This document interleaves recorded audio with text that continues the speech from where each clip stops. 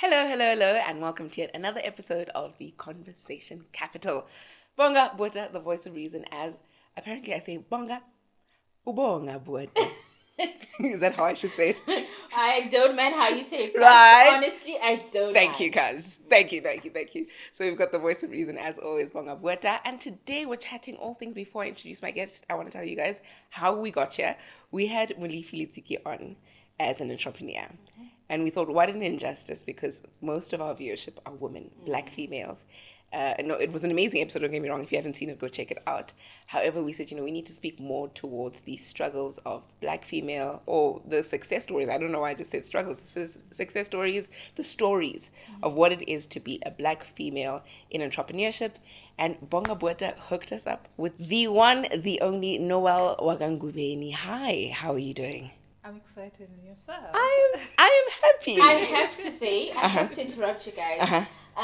Noelle was one of the guests who was like, of course. You can actually feel the excitement. So when she said she's excited to be here, I also felt it when I was inviting her. Oh, wow. She's actually dodoing us a favor. But I'm just like, glad you're excited. Yes, it's exciting when somebody who's doing us a favor is excited. It's like, okay, yay. But actually, I want you to get into how you met Noelle. Yes, so with the load shedding in our country and everything, we were looking for solar solutions at home. And then I was going through Facebook, and obviously this is scary because you want to give someone your money and you want to make sure you're giving someone your money and you want to make sure it's a certified person, someone with a good track record. And her name came up. Actually, how I had saved her at that time was solar legit, because there were so many good reviews about her that I was like, okay, this is because I've been saving solar contacts. But then she was like the legit one. I was like, Pretoria, legit. So that's how we came across each other. And then she came home for a consultation. And she's been on my contact list since then. Okay, that's really, really cool, especially like a black female entering each other. But I know you do a lot more than that. Firstly, we've run off ahead of you, and maybe if you can share a little bit about yourself before we get into what is it that you do, what business are you into? We know that you're a black female entrepreneur, but what industry are you in? Firstly, I'm a mother. Yes. Proud mother. The reason I have to say that is because it's quite a daunting role to be a mother and also run a business, and being a single parent at that. So I'm an interior designer. I'm a qualified interior designer. We can see with the outfit, girl, yes. the fashion in this room, darlings. And I also make my own customized furniture. So when I was doing that, obviously, what came about me doing solar was because my clients, most of my clients, are homeowners. Yes. And they've had so much frustration with the issue of Eskom load shedding, what's been happening in our country. So made sure that I went to do some bit of a course. Yes, to get the legit title on Bonga's contact. Exactly, because it's very important. It was very important for me that I know what I'm talking about, and not just tap into a market that I have no idea. Yes. So and I went around, researched, met with people, met with suppliers, and I read up a lot about it, and I did some bit of training on solar. I don't do the installation myself. Obviously, I hire qualified people to do the installation and qualified electricians to do the testing and the commissioning part. So and so that when my clients are complaining, about solar issues, and then I'll be able to assist either by an assessment, and then they can take it over and have someone install it as long as it's legit. Okay. Or then I'll also do installation for them. Okay. Yeah.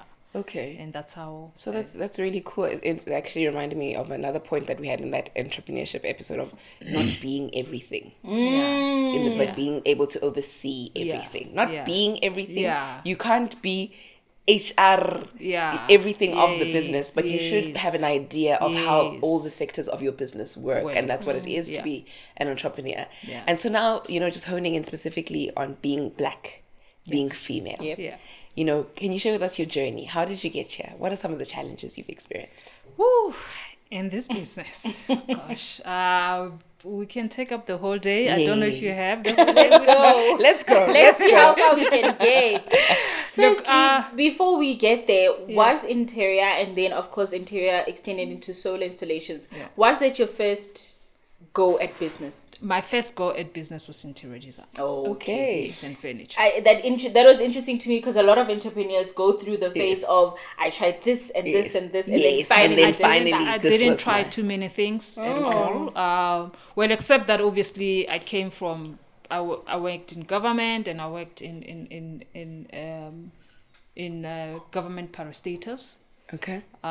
Then I went to work with NGOs. Yes. Beside that, my passion has always been interior design from a very young age. I didn't even know what it's called interior design. Actually, I didn't even know there's a course Yes. or a qualification to become an interior designer. Yes.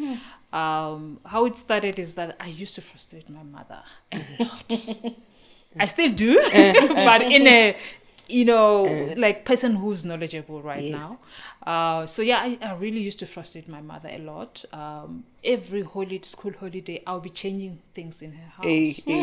And sofa is yes, curtains are like these, and then the sofa has changed, and then I've added cushions. I would do nekirokadi cushions. Oh wow! The passion. Deep. Wabona ka nelete, o fetse cushion. That's what I would do.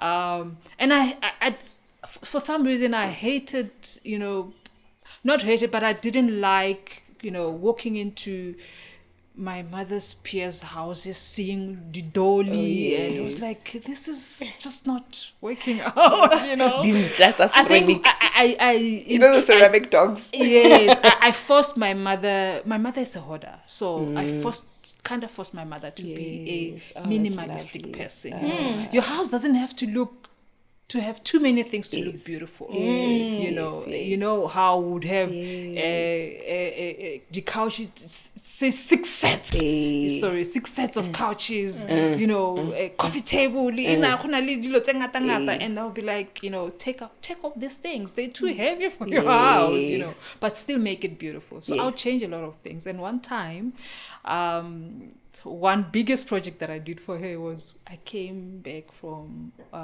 school. I had done some little bit of job nyana, and I got some money. So I bought her new couches. I bought fabric for curtains, and I tipped my grandmother. She's in Hammanskraal. I tipped her, said, "Please tell your daughter that you want to see her."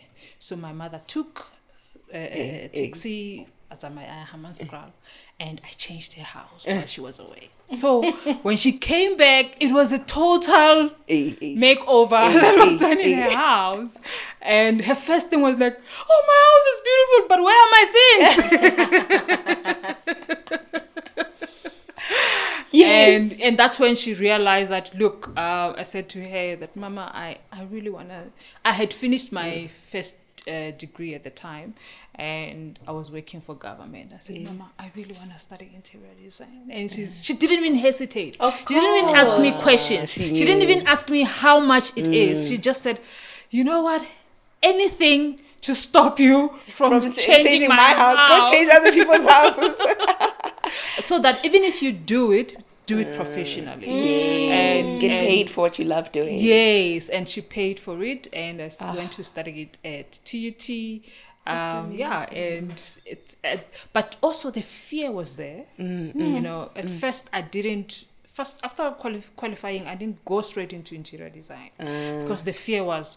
I looked at the number of interior designers in the country. White, male. Yes. White, female, and some Indians.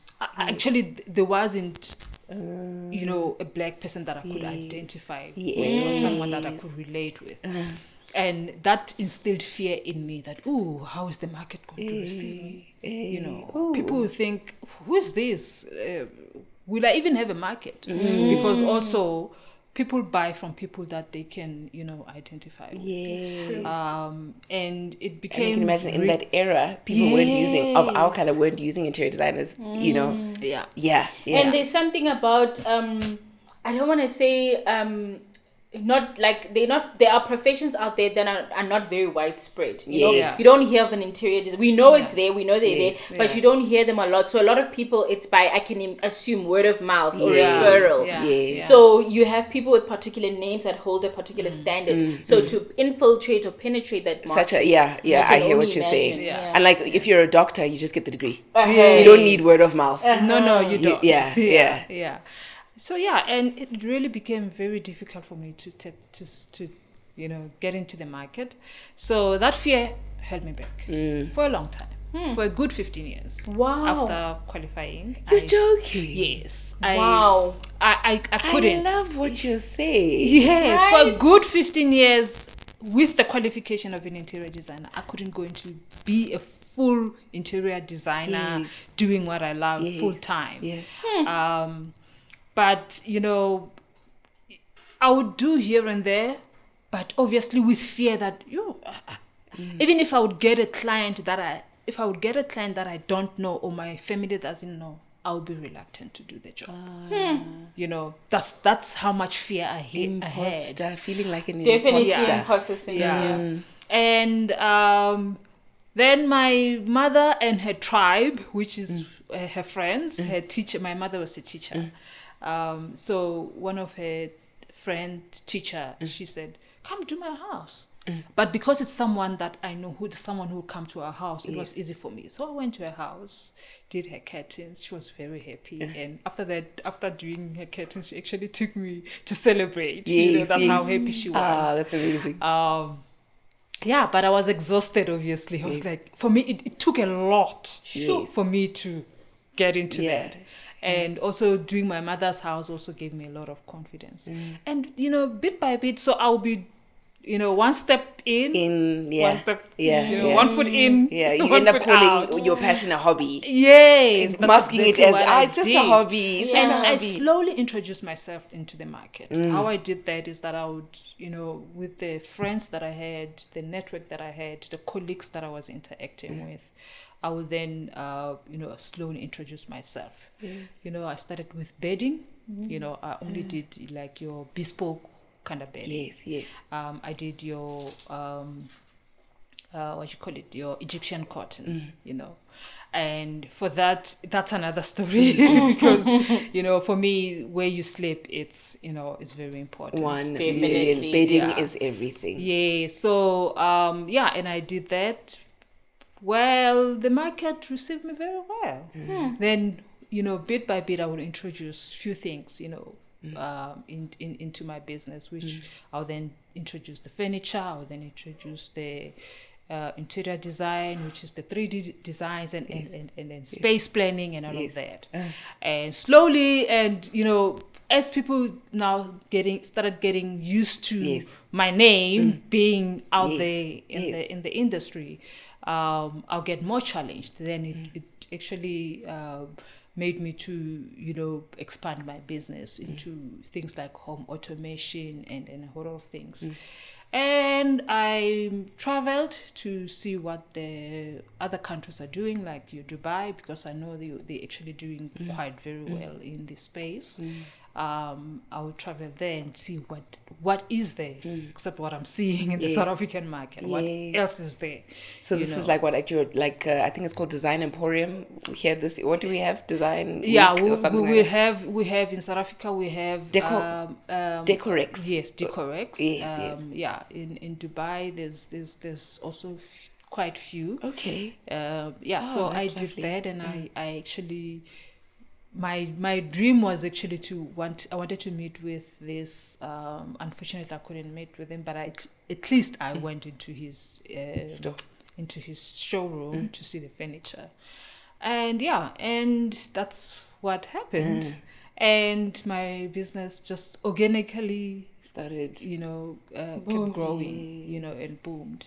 Do you wish that you were more brave during those 15 years, or do you think it was your time, or do you wish that you had just trusted it and ran at the beginning with it? I really wish I had, but also I think for some reason, me staying in corporate, it also taught me a lot.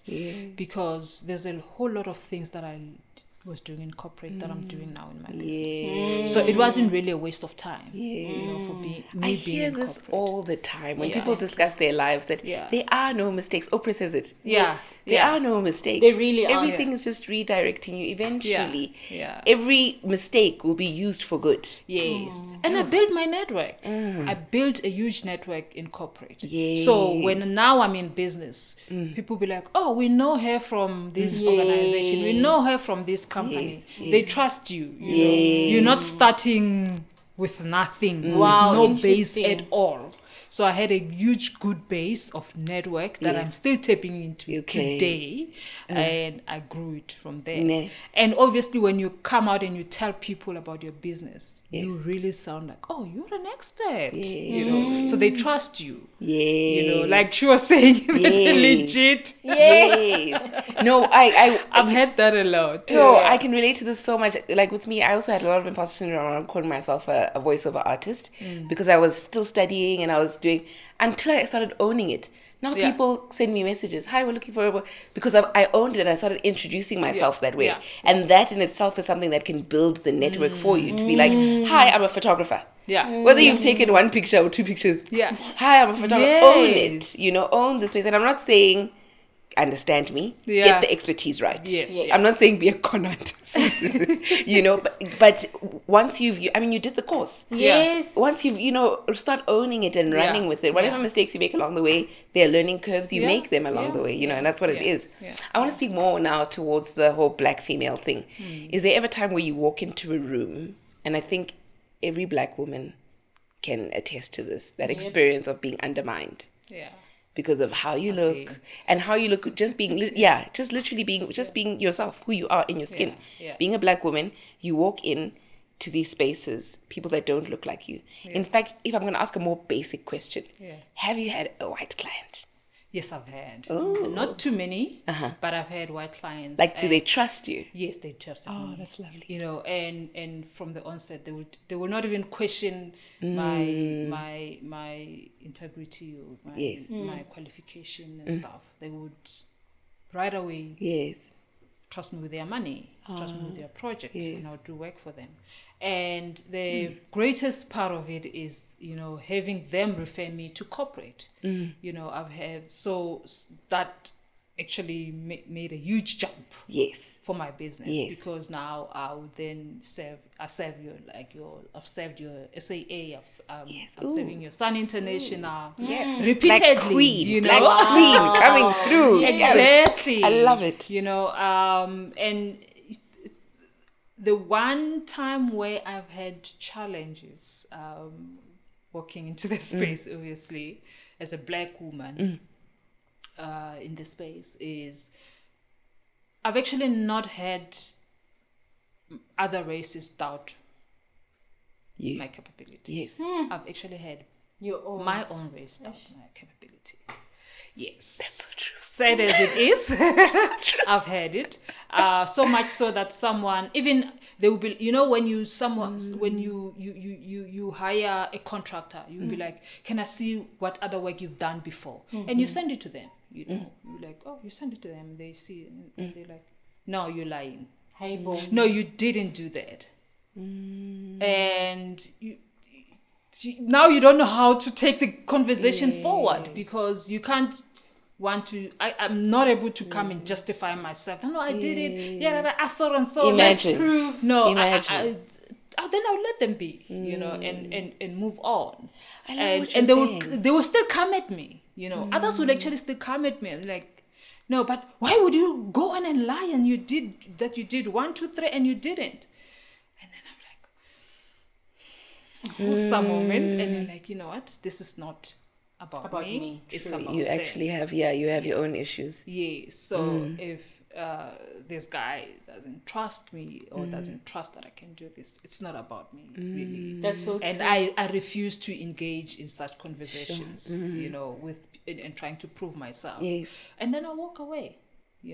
And the fact that I've walked away, they think, we got her. I walk away for my own peace, for my own sanity, because it really would take so much energy from me to try and prove myself to someone who already has their own misconception. Yes. I'm so fascinated about the shift from not taking this for 5 years, for 15 years, and then this confidence to say, I'll walk away. Yeah. That's a very different Yes. Noelle. Yeah. Then the one that Noelle was scared 15 to years start ago. 15 years. Because Yeah. that Noelle Yes. would have had to prove, that's exactly Yes. I what probably would have even cried. Exactly. If that had happened. But now, 15 years ago. post SAA, girl, like there's no more crying now. Take it or leave it. I said I am who I am. But for me, the fascinating thing is this part of like where you assume that the reluctance will be from people that don't look like you, when the truth is it's a lot of like black on black hate. And immediately when you said it, I was already feeling like I'm judging those people. But I know myself. I want to go to a eye doctor. Yeah. You know what I mean? Yeah. Somehow it feels better than ngaka ya mahlo. Yeah. You know that sign ngaka ya mahlo in town? Yeah. Do you stop there? You stop at the one that says optometrist. Yes. You know what I'm saying? Yes. So I wanted to judge those people, but I realized I also have my own biases towards people that look like me, and it's so sad. And I think a lot of people can relate to what Noelle is saying, as unfortunate as it is, and it's difficult to even say it. But even in the workplace, people will speak about how their biggest obstacle is especially women will say is another black woman. Yes. Especially if how you're many reporting to stories one. do we hear like that? Exactly. So there are other stories, of course, but Yes. we're honing in on the fact that we can relate to the fact that someone who looks like me, you who can has the be. same demographics as me, can be the impeding factor in my Yes. career or anything. Actually. Yes. Oh. And actually, when you talk about when you say that, I tell you right now that 90 to 95 of my clients are women, black women. So the flip side of the coin, It's a flip side. Of the yes, coin. is that But they the are people- supporting you, Yeah, and then they there are are those supporting me. Yes, I hear what you're saying. I like that. As in, we They're can't just supporting me. blanket it. Yes. We can't say that black people underestimate Yeah. black people. It's not true. No, it's not. You true. can experience it, and Yeah. this is the part where you Yeah. can't be blacks, Yes. whites, Yeah. women, Yeah. men. Each Yeah. case is one, case by case. Yeah. Each case must be taken case Yeah. by case. Yeah. I love that. And for the fact that most of the corporate contracts or projects that I've done, I was referred by black women. I love it. The Sun International one, I was referred by a black guy. Even though prior to that, I had a black guy who appointed me to do a retail shop for him in an industry where only white contractors are allowed. It was a black guy who got me in. He said he insisted actually. He was like, I want Noelle to do my retail shop. And another black guy came in and said, no, but you didn't do that shop. How come you did that shop? Because I know for sure that this group company does not hire black people. And yes, he was right. They don't hire black people. Until but me. I was an exception. Until me, for that darling, moment. darling, until me. Yes. And I can imagine, as Yeah. unfortunate again as we have to Yeah. have these conversations around being the first black in first what, but I can imagine how many doors you've opened up Yeah. For others. for other others, black 1,000,000%. black people Yeah. in that Yeah. industry. Yeah, absolutely. And then it as time progresses, then I realize that a whole lot of my clients or my clientele is that as much as it's black, I also get your so it's black and white. I also get your once in a while your Indian clients, Yes. because obviously they have their own kind of taste. Yes. That's also an important factor. Yeah, Culture does influence. Culture influences, culture has especially a things- huge yeah. influence. I hear It's got you. a huge influence. So it actually propelled me to now go and research and want to know, what do Indians like? What do Indian homes look like? Usually we rata hore yo ntle ha o ka re ke ntlo ya makula, because we will like it has everything, that misconception, and I had walked into Indian people's houses and they're stunning, Yes, they're not yes. what we've been told. We've they been are. told that. Exactly, Yes, I hear you. The know. misconceptions that are there versus the reality Misconception, this is of the reality. yeah. So and it's been great in that space. But however, also it's that you need to keep learning all the time, constantly. You need to keep evolving. You can't be doing the same thing over and over again. Yes. So That's like a design. yes, You know? look, I hardly sleep at night. My not sleeping at night is not insomnia mostly. Yes, I would, post on Facebook, oh, I'm not sleeping, I can't sleep, insomnia, yada, yada, yada. But most of the time it's because I'm busy, that's my quiet time. Yes. It's I put on my thinking cap and I'll Yes. be researching a lot about what else is out there. What else is out? I'm always fascinated. I want to know what else is out there. What more can I do? Yes. What more can I introduce in my business so that I keep, afloat, Evolving and afloat. evolving. Exactly. Like now, how you're saying you branched off into the solar, solar power space. Yeah. As to what's happening in our country with Eskom, and that's the intuitive. But speaking towards that, the different thinking on your feet that you need to do as a business owner versus. Because you get comfortable, especially somebody like you, so established in their field, that, I've done corporates, I've done this, I've done that. You can easily become, this is my style, that's it. Yeah. And it's the best style versus really learning and investing in yourself, And Absolutely. I think another thing with black businesses, I keep saying black and white, and I'm so sorry, guys. With small businesses, I think that was more the term I want to use. With small businesses, is that you're building this entity, and this is my question to you, like a succession plan, right? Is this something that one day you would like your children to take over, or are you fine with it ending here? I always look at how I think small business owners struggle with that because they give 25 years into this business, and now when it's time for them to retire, unlike retiring from a big corporate, the machine moves on, right? But when you're a small business owner, you've poured your soul into this thing. It's a functioning little baby. Is it something that you're like, my daughter must take over, or you're passionate that she should take over, or are you fine to relinquish and maybe sell it one day? Look, I involved my kids. I really would have loved them for them to take over. There it is. That's a small business owner. That is a small business owner. I'm not forcing them, but they know. I work with them, whenever I can. My two daughters, whenever they are free, I involve them in my business all the time, so they know exactly what is happening. And my son as well. I'm not saying that they will take over one day, but at least if they decide to, or when they decide to, then they know what is happening. They know how to run this show, and grow my business further. But also, for me, that's not the only succession plan I have in mind. My other succession plan is that, can we have more of me? Okay. Even if it's not my children. And this is where I share my expertise, I share my time. Here you are sharing with us. Thank you. Because I would really feel like I've robbed the world of Noelle, if I don't share myself, So I educate people, Besides making the money, for me, the transactions are very good, but also building other people, developing other youngsters to make sure that, and I support them. Actually, the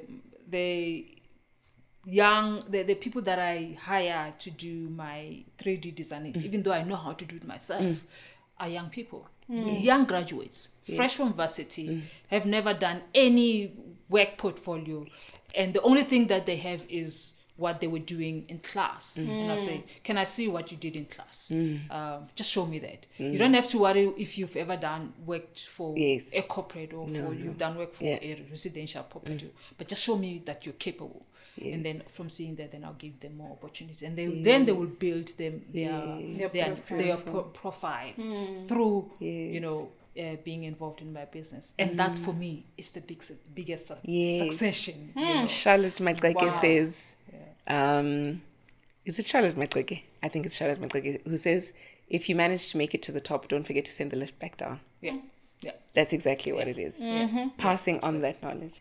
That being said, closing off, if you are going to impart, I know that we're speaking in the interior design space specifically, that is, your passion and where you're at, but to speak entrepreneurship overall, how to survive, do's and don'ts, just parting words for somebody who's starting out.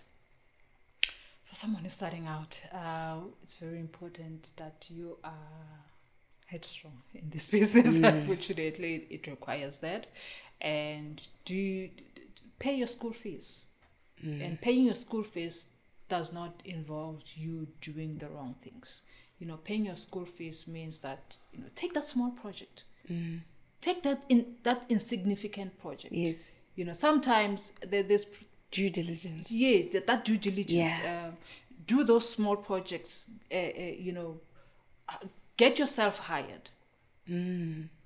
That's very important. Get yourself hired, even if it's for a small fee. Get yourself hired. Build yourself, but don't do it for free, because obviously, you can't sell your skill for free. Yes. Get something out of it. That little money that you get, and also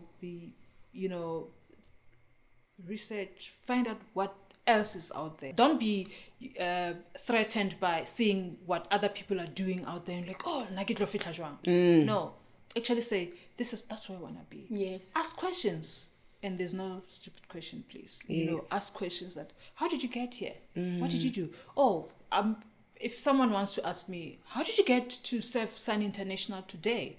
I am free to take them through the process. Yes. Because tomorrow, my business might no longer be around. Yes. I would need another black person to be in Yes. there serving Sun International going forward. Yes, the and succession. I would love to be the one to hold their hand and say, Sun International, yes, so and so. I believe in them and I trust them. Yes. I've built a relationship with you. Please build a relationship with this person so that they also be able to deliver. And when you do that for someone else, that's actually the beauty for me. Ne? Yeah. Oh, I love what you're saying. And I believe that you're living it, in the sense that, like, just being excited to come be on the podcast. Yes. You're sending the lift back down for the rest of us, Yeah. and living that truth. It's not just something you're saying. And as you're saying it, I'm also learning how perhaps sometimes when somebody is blocking and still hoarding, they're in the stage of their career that they aren't secure enough yet. That's what I'm picking up. That maybe that person, it just isn't mature enough and secure enough in their career to realize that the opportunities are endless. You don't have to hoard and hold on. Yeah. You can share knowledge. You can share information, because what's for you is for you, and it will never pass you. Yeah. But you need to get to a place where you really understand that. And it's, so just I'm realizing that it's your confidence. You've done so much that there is no need for you to hold on and not want to send the lift back down. Absolutely. So that's amazing. Thank you so much for coming through. Thank you. Thank you so much for having this conversation with us. We hope you continue to do great things and continue to just impart knowledge with every one of us. And thank you for confronting my biases today. I think that's my number one. My own biases were confronted today, and I really, really appreciate it. But I think everybody at home has also appreciated. Please make sure that you show. I even feel like saying Noelle. I can't call you by your name. My mom is probably disappointed at home. Noelle is enough. Ursula. My mom is thinking that right now at home. And we'll definitely link down her business's contact details so that you can keep up. Yeah. Yes, and just see the amazing work she's doing. Maybe you want to decorate your house, or as you were saying, I was like, I can't wait for the day where I can afford her. Yes. That's what I was thinking as we were chatting. So once again, thank you so much. It is the Conversation Capital. Make sure you like, share, and subscribe, and leave your comment. Let us know what your experience in business has been like, as any color, shape, and form. So be it you're a white male and you're watching and you're saying, actually, this is my experience. I've experienced a bit of rejection from the black community. I don't know. Whatever it is you want to leave in the comment box. We love to hear from you guys. We love to hear the thinking, the thoughts. I mean, this is what it is. The Conversation Capital. For now, though, goodbye and God bless.